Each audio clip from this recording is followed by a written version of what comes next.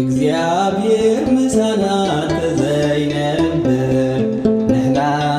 ስንታይ ምኾና እንክሎ ብግዜ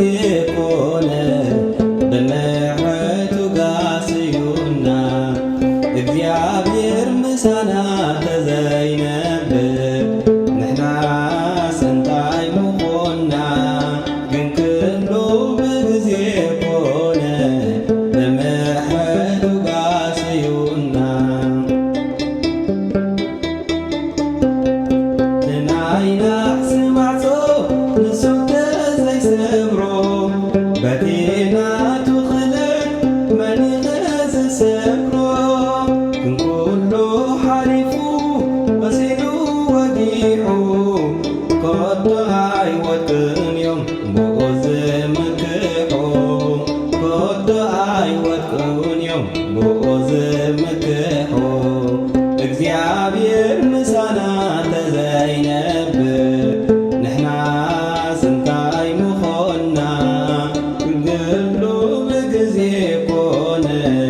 ብምሕረቱ ጋስዩና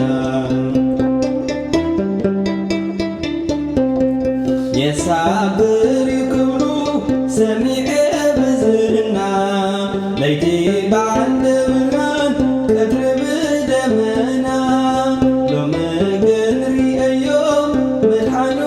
ኣብ ልዕለይ ጎይታይ ጎይታይ ክብሎም ገባሪ ውዕለተይ ጎይታይ ጎይታይ ክብሎም ገባሪ ውዕለተይ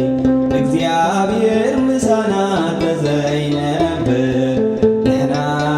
ስንታይ ምኾና ግን ኩሉ ብግዜ ኮነ ብምሕረቱ ጋስዩና ጸጋና ርሒቑ ትናዝራውነትና ጸላኢ ነጊሱ ክፍክር ኣባና እግዚአብሔር ጥሚቱ ሓያላን ጌሩና ምሕረቱ ኣብዚሑ ኣብዚኣብፂሑና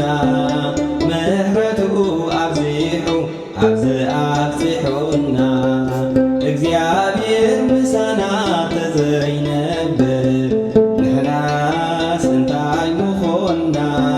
ግን ኩሉ ብግዜ ኮነ ብምሕረቱ ጋስዩና ኣይክሎን ናበለ ጸላኢ ክፍክር ናበይ ከይድቦና ትኹሉ ዘሳግር ኩሉ ተሓጊስና ዘይውፃእ ወፂና ዕልል ዕልል እንበል ምስ ጎይታ ነጊስና ዕልል ዕልል እንበል ምስ ጎይታ ነጊስና እግዚአብሔር ምሳና ተዘይነብር ንሕና ስንታይ ምኾና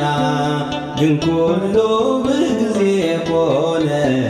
ብምሕረቱ ጋስዩና እግዚአብሔር ምሳና ተዘይነብር ንሕና ስንታይ ምኾና ግን ኩሉ